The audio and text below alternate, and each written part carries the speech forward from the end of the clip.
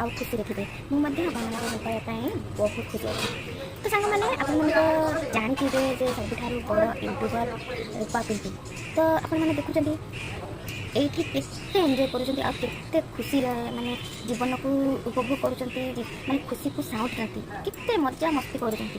ହେଲେ ଆପଣ ଜାଣିଛନ୍ତି ତାଙ୍କ ଭିତରେ ଗୋଟେ ମାନବିକତା ଟିକେ ମାନବିକତା ନାହିଁ।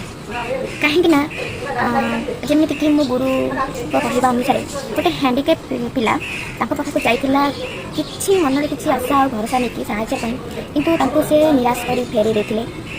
ତ ସେ ଏଇଟା ଭାବୁନାହାନ୍ତି କି ଦିନ ଥିଲା ସିଏ ବି ମାନେ ସେଇ ମାଟି କୁଡ଼ିଆ ଘରୁ କେତେ ଉପରକୁ ଯାଇଛନ୍ତି। ଲୋକମାନଙ୍କ ମାନେ ମଣିଷ ପାଖରେ ଅଧିକ ପଇସା ଆଉ ମାନେ ଅନ୍ୟମାନଙ୍କର ସାହାଯ୍ୟ ଓ ସହଯୋଗରେ ଯିଏ ମାନେ ଉପରକୁ ଉଠିଯାଏ, ଅନ୍ୟମାନଙ୍କ ସପୋର୍ଟରେ ବହୁତ ଆଗକୁ ଯାଏ, ସେ କେମିତି ଭୁଲିଯାଏ କି ଦିନ ଥିଲା ଯେ ସେ ସେଇ ମାଟି ଘରେ ଜୀବନ କାଟୁଥିଲା, ସେଇ ମାଟି ଚଟାଣରେ ଶୋଉଥିଲା, ସେଇ ଷ୍ଟିଲ୍ ବାସନରେ ଖାଉଥିଲା, ଆଉ ସେଇ ଭଙ୍ଗା ଦଦରା ଖଟରେ ଶୋଉଥିଲା।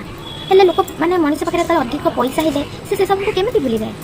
ମାନେ ସେଇ ଦିନ କଥା କେବେ ବି ମନେ ପକାଏନି କି ମୁଁ ଏମିତି ଥିଲି, ଏଇ ଘରେ ଶୋଉଥିଲି, ଏଇ ଘରେ ଖାଉଥିଲି, ଏଇଠି ବସୁଥିଲି, କେମିତି ଭୁଲିଯାଏ? ଓ ଲୋକଙ୍କ ପାଖରେ ପଇସା ହେଇଗଲେ ସେ ସବୁ କିଛି ଭୁଲିଯାଏ। ଏଇଟା ମୁଁ ସତରେ ଏଇଟା ମୁଁ ମାନେ ଜାଣି ସାରିଲିଣି, ମୁଁ ନିଜେ ବି ବୁଝି ସାରିଲିଣି, ମୁଁ ଜାଣି ସାରିଲିଣି ଲୋକଙ୍କ ପାଖରେ ପଇସା ହେଇଗଲେ ସେ ମଣିଷକୁ ଚିହ୍ନି ପାରେନି। ହେଲେ ଗୋଟେ କଥା ମୋର ସାଙ୍ଗମାନେ ସମସ୍ତେ ଶୁଣ କି ପଇସା କେବେ ବି ତମେ ଯେତେ ସାଉଁଟିକି ରଖିଲେ ପଇସା ହେଉଛି ଗୋଟେ ଘରର କୁଣିଆ ଟାଇପ୍ର। ଆଜି ଆସିବ କାଲି ଚାଲିଯିବ, ପରଦିନ ଆସିବ ତା ପରଦିନ ଚାଲିଯିବ। ପଇସା କେବେ ବି ତମ ପାଖରେ ସ୍ଥାୟୀ ହେଇକି ରହେନି। ତ ଏତେ ସାରା ଯେଉଁ ପଇସା ମାନେ ମଣିଷ ରୋଜଗାର କରୁଛି, ସେ ପଇସାରେ କ'ଣ କରିବ? ଦୁଃଖୀ ଲୋକଙ୍କୁ କିଛି ସାହାଯ୍ୟ କଲେ ଭଗବାନ କିଛି ପୁଣ୍ୟ ଦେବେ, ଲୋକମାନେ ବାହା କରିବେ। ଆଉ ତମେ ଯଦି ଖାଲି ପଇସା ଇନକମ୍ କରି ତା ଉପରେ ଶୋଇବ, ସେଥିରେ କିଛି ବି ମୂଲ୍ୟ ନାହିଁ। ଆରେ ଭାଇ, ପଇସା ଇନକମ୍ ହୁଏ ଗରିବ ଲୋକମାନଙ୍କୁ ସାହାଯ୍ୟ କରିବା ପାଇଁ, ପଇସାର ଗଦିରେ ଶୋଇବା ପାଇଁ ନୁହଁ। ହେଲେ ମଣିଷ ସେଇ ମାନବିକତାକୁ ବି ହରେଇକି ବସୁଛି। ତ ମାନେ ଯେତେବେଳେ ଲୋକ ପାଖରେ ବିଡ଼ା ପଇସା ହେଇଯାଏ, ସେ ସେଇ ପୁରୁଣା ଦିନକୁ ଭୁଲିଯାଏ ଯେ ସେ ଯେଉଁ ଧୂଳି ମାଟି ଚଟାଣରେ ଶୋଉଥାଏ, ଯେଉଁ ଭଙ୍ଗା ସାଇକେଲକୁ ମାନେ ଗୋଡ଼ରେ ପେଡାଲ ମାରି ମାନେ ଜୀବନକୁ ମାନେ ଅଧା ଜୀବନ ସେଇଥିରେ ବିତେଇ ଦେଇଥାଏ। ସେ ଦିନ ଗୁଡ଼ାକୁ କେମିତି ମଣିଷ ଭୁଲିଯାଆନ୍ତି? ଓ କାହିଁକିନା ସେତେବେଳେ ଥିଲା ସାଇକେଲ, ଏବେ 4 ଚକିଆ ହେଇଗଲାଣି। ସେତେବେଳେ ଥିଲା ମାଟିର ଚଟାଣ, ସେ ଚାଳ ଛପର ଘର, ଏବେ ଛାତ ହେଇଗଲାଣି, ମାର୍ବଲ ପଡ଼ିଗଲାଣି। ସେତେବେଳେ ଖାଉଥିଲେ ଷ୍ଟିଲ୍ ବାସନରେ, ଏବେ କାଚର ପ୍ଲେଟ୍ ହେଇଗଲାଣି। ସେତେବେଳେ ଶୋଉଥିଲେ ସପରେ, ଏବେ ମାନେ ନରମ ଗଦି ହେଇଗଲାଣି। ମାନେ ଶାନ୍ତିରେ ମାନେ ଜୀବନକୁ ଶାନ୍ତିରେ ମାନେ ମଣିଷ କାଟି ଦେଉଛି। ହେଲେ ସେତିକି ସମୟ ଭିତରେ ଯଦି ଗୋଟେ ଦୁଃଖୀ ଲୋକକୁ ସାହାଯ୍ୟ କରିବ ନା, ସେଇତିକର ପୁଣ୍ୟ ତୁମକୁ ଆହୁରି ଉପରକୁ ନେଇଯିବ। କିନ୍ତୁ ସେଇଟାକୁ କେବେ ବି ମଣିଷ ସେଇଟାକୁ କରିବା ପାଇଁ ଚାହେଁନି। ଖାଲି ପଇସା ରୋଜଗାର କରିବି, ମୁଁ ଭଲ ଖାଇବି, ଭଲ ପିନ୍ଧିବି, ଲୋକମାନଙ୍କ ମାନେ ଯେଉଁ ଲୋକମାନଙ୍କ ପାଇଁ ମୁଁ ଭଲ ପିନ୍ଧୁଛି, ଭଲ ଖାଉଛି, ଭଲ ଲଗାଉଛି, ଦାମୀ ଗାଡ଼ିରେ ବୁଲୁଛି, ସେଇ ଲୋକମାନଙ୍କୁ ପୋକ ମାଛି କରି ଦେଖିବି।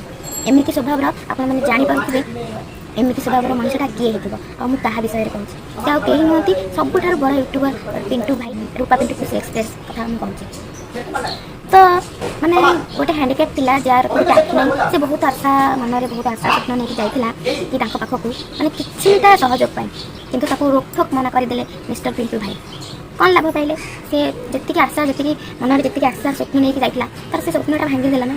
କ'ଣ ଲାଭ ପାଇଲ? ଆରେ ତମେ ଯଦି ଏତିକି ସାହାଯ୍ୟ କରିଦେଇଥାନ୍ତ ନା, ଭଗବାନ ତମକୁ ଏତେ ଖୁସି ଆଉ ଆହୁରି ଏତେ ଭଲ ପାଇବା ଅଜାଡ଼ି ଦେଇଥାନ୍ତେ। କିନ୍ତୁ ସେତକ ତୁମେ କଲନି। ଏତିକି ଟିକେ କରିଦେଇଥିଲେ ତୁମ ମାନବିକତାକୁ କ'ଣ ଆଞ୍ଚ ଆସିଥାନ୍ତା? ନା ତମ ପଇସାରୁ ସେ ନେଇଯାଇଥାନ୍ତା? ନା ତମ ସ୍ୱାଭିମାନରେ କିଛି ମାନେ ଆଞ୍ଚ ଆସିଥାନ୍ତା? କିଛି ନାହିଁ ନା। ତ ଏତିକି ଟିକେ ହେଲ୍ପ କରିବା ପାଇଁ ଆପଣଙ୍କ ବିବେକ ଆପଣଙ୍କୁ କହିଲାନି? ଟିକିଏ ଯଦି ତା ବିଷୟରେ ଆପଣଙ୍କ ଚ୍ୟାନେଲରେ ଟିକିଏ କହିଦେଇଥାନ୍ତେ, ତ କିଛି ତ ସାହାଯ୍ୟ ତାକୁ ମିଳିଯାଇଥାନ୍ତା। କିନ୍ତୁ ସେତକ କଲ ନାହିଁ। କାହିଁକିନା ମାଟିର ଚଟାଣରୁ ଉଠି ଏବେ କାଚର ମାର୍ବଲରେ ଯେହେତୁ ଶୋଇଲେଣି, ସାଇକେଲ ଛାଡ଼ି ଯେହେତୁ 4 ଚକିଆ ଧରିଲେଣି, ଷ୍ଟିଲ୍ ବାସନ ଛାଡ଼ି ଯେତେବେଳେ କାଚ ପ୍ଲେଟ୍ରେ ଖାଇଲୁଣି ସେଦିନ ସବୁ ମନେ ପଡ଼ିବନି।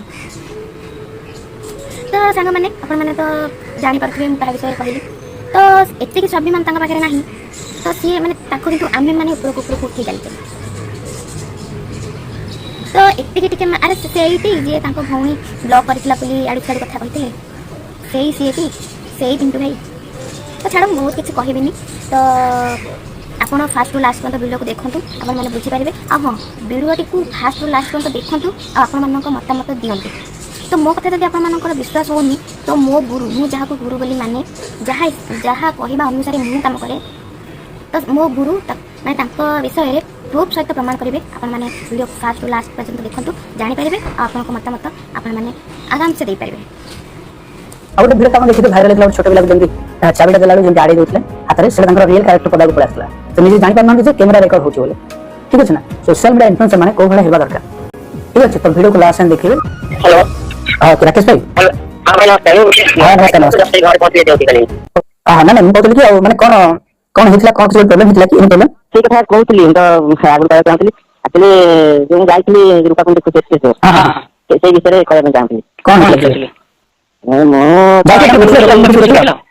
ହଁ ତାଙ୍କ ଘରକୁ ଯାଇଥିଲି, ତାଙ୍କ ନିଜ ଗାଁ ଘରକୁ ଯାଇଥିଲି। ଆଚ୍ଛା ଘରକୁ ଯାଇଥିଲି। ହଁ ସେ ଥିଲେ ସେଦିନ ଦେଖା ହେଲେ କଥା ହେଇକି ଆସିଲି। ମୁଁ ଆକ୍ଚୁଆଲି ଯୋଉଥିପାଇଁ ଯାଇଥିଲି ସେଥିରେ ମୁଁ ସକ୍ସେସ୍ ହେଲିନି। ହଁ ମୁଁ ଗୋଟେ ଆଶା ନେଇକି ଯାଇଥିଲି, ବହୁତ ବଡ଼ ଆଶା, କିନ୍ତୁ ସେ ସେମିତି ମତେ ହେଲ୍ପ କଲେନି। ରିଜନ ଥିଲା ମୋ ଚ୍ୟାନେଲ ଟିକେ ଗ୍ରୋଥ ହଉନଥିଲା। ହଁ କଣ ପାଇଁ ହଉନଥିଲା ଏଇଟା ତ ମୁଁ ଜାଣିପାରିଲିନି। ସେଥିପାଇଁ ମୁଁ ଟିକେ ପ୍ରମୋସନ ଆଶାରେ ଗଲେ ତାଙ୍କୁ କହିଲେ ସେ ଟିକେ ଯଦି ମୋ ଭିଡ଼ିଓ ସେୟାର କରିବେ ତାଙ୍କ ଚ୍ୟାନେଲରେ, ସବସ୍କ୍ରାଇବର କିଛି ବଢ଼ିବ, ସେଇ ଆଶା ନେଇ ଯାଇଥିଲି। କାରଣ ମୋର ଟିକେ ପ୍ରୋବ୍ଲେମ ଅଛି, ଯେହେତୁ ମୋର ଗୋଟେ ଆଖି ୟୁଟ୍ୟୁବରେ ଷ୍ଟ୍ରଗଲ କରୁଥିଲି। ଆଉ ସେଇ ଆଶାରେ ପଳେଇଲି ଯେ ତାଙ୍କୁ ଟିକେ କହିବି ମୋ ବିଷୟରେ, ଯଦି ସେ ମୋ କଥାକୁ ଆକ୍ସେପ୍ଟ କଲେ, ତାଙ୍କ ଭିଡ଼ିଓରେ ଯଦି ମୋ କଥା ଟିକେ ସେୟାର କରିବେ, ତାହେଲେ ତାଙ୍କ ଯୋଉ ଭିଉଅର୍ସ ଅଛନ୍ତି, ଭିଡ଼ିଓ ଦେଖୁଛନ୍ତି, ତାଙ୍କର ଯେତିକି ପର ଡେ ଗୋଟେ ଭିଡ଼ିଓ ଦେଖୁଛନ୍ତି 2 ଲକ୍ଷ 5 ଲକ୍ଷ ଲୋକ, କିଛି ସବସ୍କ୍ରାଇବର ମୋ ଆଡ଼କୁ ଆସିବେ, ମୋ କଥା ଜାଣିଲେ କି ଶୁଣିଲେ ଏମିତି ମୋର ପ୍ରୋବ୍ଲେମ ଅଛି, ମୁଁ ଗୋଟେ ଆଖି ହରେଇକି ଭିଡ଼ିଓ କରୁଛି ସବୁବେଳେ, ସେଇ ବିଷୟରେ କଥା ହେବା ପାଇଁ ଯାଇଥିଲି। ଆଉ ପହଞ୍ଚିଲି, ଯାଇଥିଲି ଗୋଟେ ମାର୍ଚ୍ଚ ଏପ୍ରିଲ ବେଳକୁ ଯାଇଥିଲି, ଖରାରେ ବାଇକ୍ ନେଇକି ଯାଇଥିଲି। ଆଉ ପଚାରି ତାଙ୍କ ଘର ପାଇଗଲି। ଆଉ ସେ ବି ତାଙ୍କୁ ବାଟରେ ତାଙ୍କ ଛକ ପାଖରେ ହେଇଛି, ତାଙ୍କ ଦୋକାନରୁ ନମ୍ବର ନେଇକି ମୁଁ ଫୋନ କଲି, ସେ ମତେ ଘରକୁ ଆସିଲେ। ଘରକୁ ଯାଇ ପହଞ୍ଚିଲି, କିନ୍ତୁ ମୁଁ ଯୋଉ ତାଙ୍କୁ ମୋ କଥା ସେୟାର କଲି ଯେ ଭାଇ ମୋ ଭିଡ଼ିଓ ଟିକେ ଆପଣଙ୍କ ଚ୍ୟାନେଲରେ କୁହନ୍ତୁ ମୋ କଥା। ପ୍ରମୋସନ ପାଇଁ ଯାଇଥିଲି। ଯେହେତୁ ସବସ୍କ୍ରାଇବର ମୋର ବହୁତ କମ୍ ଥିଲା, ସବୁ 3-4 ହଜାର ସବସ୍କ୍ରାଇବର ଥିଲେ। ଆଚ୍ଛା କଣ କଲେ ତାଙ୍କ ବିହେଭିୟର କେମିତି ଥିଲା? ତାଙ୍କ ସହିତ ମିଶିଲା ତାଙ୍କ ବିହେଭିୟର କେମିତି ଥିଲା? ଆଶା ନେଇକି ଯାଇଥିଲି ସେଟା ସେ କଲେନି। ମୁଁ ତାଙ୍କୁ କହିଲି ଭାଇ ଯେ ମୋ କଥାଟାକୁ ଆପଣଙ୍କ ଭିଡ଼ିଓରେ ଟିକେ ସେୟାର କରନ୍ତୁ। ଆଚ୍ଛା ସେ ଆଉ କଣ ହେଲ୍ପ କଲେ? ନା ଆଉ କିଛି ହେଲ୍ପ ମତେ କରିନାହାନ୍ତି। ଆଉ ହେଲ୍ପ କଲେ ଏଇଆ ଯେ କଣ ଗୋଟେ ଛୋଟ 2 ମିନିଟର ଭିଡ଼ିଓ ଗୋଟେ ମୋ ମୋବାଇଲରେ ସୁଟ୍ କଲେ। ତମେ ତମ ଚ୍ୟାନେଲରେ ଛାଡ଼। ମୁଁ ତାଙ୍କୁ କହିଲି ମୋ ଚ୍ୟାନେଲରେ ଛାଡ଼ିକି କିଛି ଫାଇଦା ନାହିଁ, ମୋର ତ ସବସ୍କ୍ରାଇବର ନାହାନ୍ତି, ମୋ ଭିଡ଼ିଓ ଭାଇରାଲ ହଉନି, ଆଉ କିଏ ଦେଖିବେ ମତେ ସପୋର୍ଟ କରିବେ। ନାଇଁ ତମେ ତମ ଚ୍ୟାନେଲରେ ଛାଡ଼, ଭାଇରାଲ ହବ। ତ ମୁଁ ଗୋଟେ ଯାଇଥିଲି, ମୁଁ କହିଲି ଛାଡ଼, ଗୋଟେ ଆସିଛି ଏତେ ଦୂରରୁ 16 କିଲୋମିଟର ବାଇକରେ, ଆଉ ଯଦି କିଛି ତ ନହେଲେ ନାହିଁ, ଯଦି ଗୋଟେ କିଛି ହଉଛି କରିବି ଆଉ। ସେଇଥିପାଇଁ ମୁଁ ଗୋଟେ 2 ମିନିଟର ଭିଡ଼ିଓ ସେୟାର କଲେ, ତାହେଲେ କିଛି ଅପଲୋଡ଼ କରିଦେବି, ସେଇଠି ଅପଲୋଡ଼ କରିଦେଲି ସାଙ୍ଗେ ସାଙ୍ଗେ। ଆଉ ସେ କହିଲେ ଯେ ତାକୁ ଟିକେ ସପୋର୍ଟ କର, ସେଇଆ କହିଲେ। ସେଇ କଥାଟା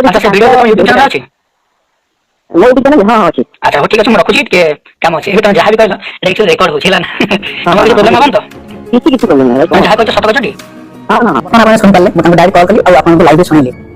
ତ ଏବେ ଆପଣ ମୋତେ କୁହନ୍ତୁ, ଜଣେ ହିନ୍ଦୀ ପିଲା, ଗୋଟେ ଆଖି ଦେଖାଯାଉନି, ସେ ଡ୍ରାଇଭ୍ କରିକି ଯାଜପୁର ଭଦ୍ରକ ଯାଇଛି ତାଙ୍କୁ ଦେଖା କରିବା ପାଇଁ। ତ ସେ କଣ କରିଛନ୍ତି ନା, ତାଙ୍କ ନାଁ ଗୋଟେ ଭିଡ଼ିଓ ବନେଇଛନ୍ତି, ମୁଁ ସ୍କ୍ରିନରେ ଲଗେଇ ଦେଇଛି, ଆପଣ